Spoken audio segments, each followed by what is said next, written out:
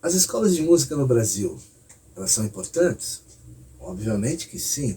Mas como é que funciona isso? Como é que se deve estudar? Quais as escolas que apresentam realmente uma grade de matérias cabal, conceitual, pedagogicamente corretas? Me segue, que eu vou explicar isso melhor. Antes, se inscreve no canal, deixa o like, aquele protocolo normal do YouTube. Então vamos lá, vou falar melhor sobre isso.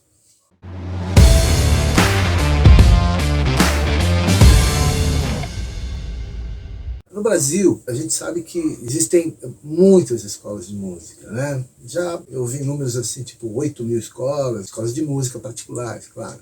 Das 8.000, apenas, sei lá, metade cadastrada, outra metade não. Não sei, eu não sei o número hoje. Mas, como eu dei aula de música em algumas escolas, eu estou fixado numa dessas escolas já há muito tempo. Eu dou aula há mais de 40 anos, mas eu estou fixado nessa escola há mais de 25 anos.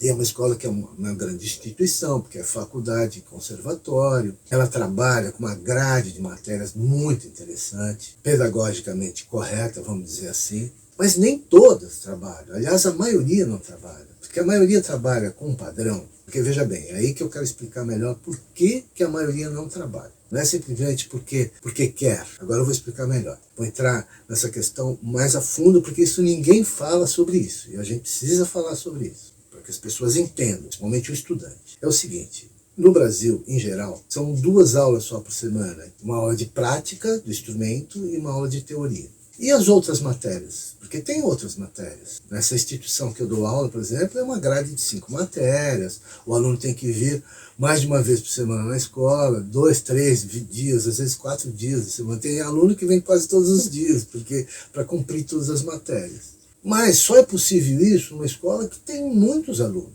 para poder compensar, porque as aulas de matéria são aulas em grupo, né? E as aulas de instrumentos são individuais. Agora, tem várias questões aí que rolam. Por que, primeiramente, não é possível que todas as escolas pratiquem isso? Porque nem todas as escolas têm número de alunos suficientes para poder oferecer uma grade de matérias enorme para todos, para que a receita seja suficiente para cobrir todas as despesas e etc. e tal. Isso é uma questão. Outra questão é a questão da pedagogia mesmo, porque cada professor trabalha com uma matéria, etc., trabalha com um tipo de curso, etc. e tal. Algumas escolas trabalham com método padrão que é instituído pela própria escola, ou que ele é adquirido através de alguma editora. Por exemplo, tem uma editora que eu sou autor de curso, que eu sou autor de vários métodos, e tem uma editora que, por exemplo, eles prestam assessoria musical para o país inteiro. Então já tem um curso padrão que essas escolas é como se fosse uma franquia. Então ali é um método padrão que já envolve toda uma pedagogia. Qual é a maior questão nesse rolo todo aí das escolas de música no Brasil? É que, se a gente for pensar que nós temos uma grade de matérias a seguir, então todas deveriam seguir essa grade. Mas para seguir essa grade, entra nessa outra questão da receita. Porque, veja bem, uma coisa não conversa com a outra.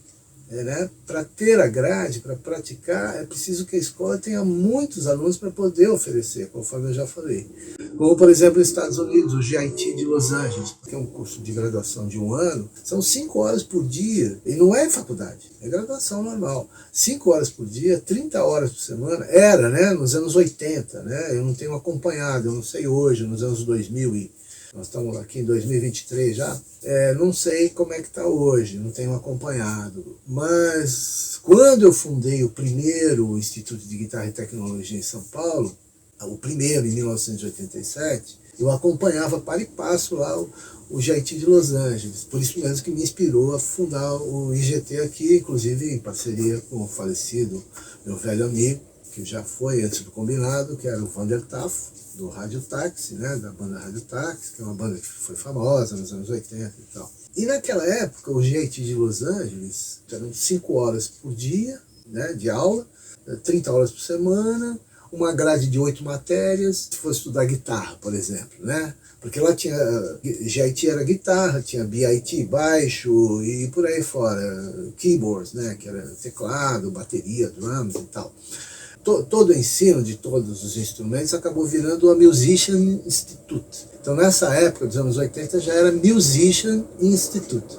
Lá na Music Institute tinha GIT e tal, todos esses departamentos, cada um de um instrumento. Então, guitarra, focando na guitarra. Eram 5 horas por dia, 30 horas por semana, que dá uma média de o quê? De 120 horas por mês de aula. Em curso de 10 meses, por exemplo, um ano. Aí o que acontece? O aluno ia estudar, o aluno de guitarra, ia estudar blues, rock, country e jazz. Ia ter no mínimo 2 professores de cada um desses estilos. Fora as matérias complementares de teoria. Teoria da música, e etc e tal. Outras matérias. É só olhar a grade lá da época. Cuja a grade me inspirou a fazer a minha grade de matérias na época, né? Cuja grade já trabalha há mais de 30 anos. Eu dou aula há mais de 40 anos. Então aí o que acontece? O aluno saía completo de lá de dentro. Porque o cara tem uma grade de matérias. Agora, tem uma coisa, os alunos que estão ali, que iam para lá ou que ainda vão, eles estão predispostos a aprender de verdade.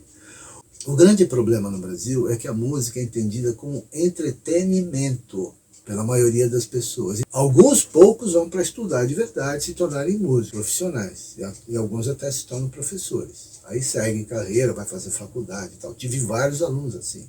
Então, ao longo de mais de 40 anos dando aula, eu tive alunos de tudo quanto é tipo. E, obviamente, a gente já identifica cada um deles. Tem muitos que gostariam de seguir uma carreira na música, mas não podem porque tem uma profissão já. E o cara não tem tempo para se dedicar à música. A profissão de músico no Brasil, que isso é uma outra questão, não oferece grande segurança. Essa que é a verdade. Então, por razões, né, que eu já falei no vídeo anterior, né, e podemos voltar a falar sobre isso. A pessoa tem uma tendência a buscar a escola de música como entretenimento. E aí acaba não aprendendo direito. E acaba sequer aprendendo música corretamente como deveria aprender. Aprender música de verdade envolve um engajamento. E envolve seriedade. O cara tem que levar a sério aquilo. Eu lembro que quando eu estudava violão erudito, eu saí de uma banda de rock em 1974, né, já faz muito tempo, já vai para 50 anos quase. Eu saí de uma banda de rock às vésperas de gravar o primeiro LP da banda, que hoje é antológico. Eu saí para estudar, me dedicar ao violão erudito. Eu tinha decidido que eu ia ser violonista erudito e tal, eu não ia mais voltar para a guitarra. Depois, mais tarde, voltei, porque aí me tornei professor e tal. Porque eu ia sair do país, acabei não saindo e tal, por razões pessoais e familiares e tal. Mas, veja bem, é uma decisão. Então eu vou lá e fui de cabeça, eu estudava 10, 12 horas por dia. Terminava o colegial à noite e de dia o dia inteiro estudando violão. Tocava muito bem, tinha uma técnica fantástica, porque eu tocava 10 horas por dia, 12 horas por dia, não tem como não ter uma tremenda técnica. Ainda mais bem orientado como eu estava, um grande mestre, que foi mestre de outros grandes violonistas, né? Esse mestre que eu tive aula foi professor do Geraldo Ribeiro, do Celso Machado, editor do Pedro Cameron e outros tantos que estão por aí até hoje. Tem que entrar de cabeça. O cara quer virar músico, porque eu já vi muito isso na vida, né? O cara quer tocar igual o Yngwie Malmsteen, né? Só que ele não quer estudar, ou não tem tempo de estudar. E quer virar o Yngwie Malmsteen. Mas o Yngwie Malmsteen, para virar Yngwie Malmsteen, demorou uns 8, 10 anos, entendeu? Né? Como Kiko Loureiro, por exemplo, que eu vi nascer praticamente na guitarra, porque foi meu aluno lá nos anos 80, lá no primeiro IGT, já tocava bem e tal. Mas os 10 anos que se seguiram, depois que ele foi meu aluno, e depois eu reencontrei ele 10 anos mais tarde, na escola que eu dou aula até hoje, naqueles 10 anos ele sentou e ficou estudando, muito bem orientado, claro, mas estudando pra caramba. Então não dá pra virar virtuoso sem estudar, não existe isso, eu não conheço nenhum caso, o cara que nasceu virtuoso. Nós temos que entender os graus aí do ensino da música em geral, quando a música é para diversão, quando a música é para entretenimento, o sujeito vai tomar a música como algo sério na vida dele, vai fazer daquilo a profissão dele, etc. e tal, ou quando ele vai ser só um músico, um sideman, que vai acompanhar cantores e cantoras, ou quando ele vai virar um virtuoso, um instrumentista. São caminhos diferentes. E também uma outra questão, que depois poderei voltar nisso, a gente saber distinguir as categorias dos professores, porque existem categorias diferentes. Uma coisa é o professor que dá aula ali na esquina, outra coisa é o mestre, né? Outra coisa é o autor de método. Como no meu caso, eu sou autor de método há muito tempo. Né? Na década de 90 eu já gravava videoaula, eu sou um dos pioneiros do videoaula no Brasil, junto a Mozart Mello, Faísca, etc, etc, etc. Esses assuntos ninguém fala, por isso que eu estou falando aqui. Tem que abrir, tem que rasgar o verbo aqui para as pessoas poderem entender, porque uma coisa que sempre me incomodou é a falta de identificação, é a falta de reconhecimento das categorias das coisas. A gente precisa saber colocar cada pingo em cada i, ou seja, cada macaco no seu galho, e identificar as categorias das coisas. O que mais existe em música é injustiça. E a gente só pode fazer justiça quando a gente entende de música, porque a gente daí coloca cada um no seu lugar. E paga para isso. E paga. A sociedade tem que pagar o sujeito. Agora, isso é uma sociedade culta, de gente que está num nível, né, sei lá, de Alemanha para cima, sei lá, Finlândia, sei lá o que, Dinamarca, sei lá o que tem na música como um elemento fundamental da cultura, até porque música permeia a história humana. Isso é um outro assunto que outra hora eu volto nisso. Então veja bem, grade de matérias, escolas de música no Brasil, que era o tema principal aqui. Escolas de música só podem atuar com uma grade de matérias pedagogicamente correta se a sociedade, se a cultura do país onde essa escola de música se situa e a economia favorecem, porque uma coisa está ligada à outra. O cara, o diretor de uma escola, o dono de uma escola de música, ele não tem como oferecer uma tremenda grade pedagógica fantástica, com um corpo de professores maravilhoso, mas não tem aluno suficiente. Os alunos que estão lá estão buscando entretenimento, né? Eles não querem aprender música de verdade. Então, não adianta, né? Pode ser a melhor escola de música do mundo, não vai rolar.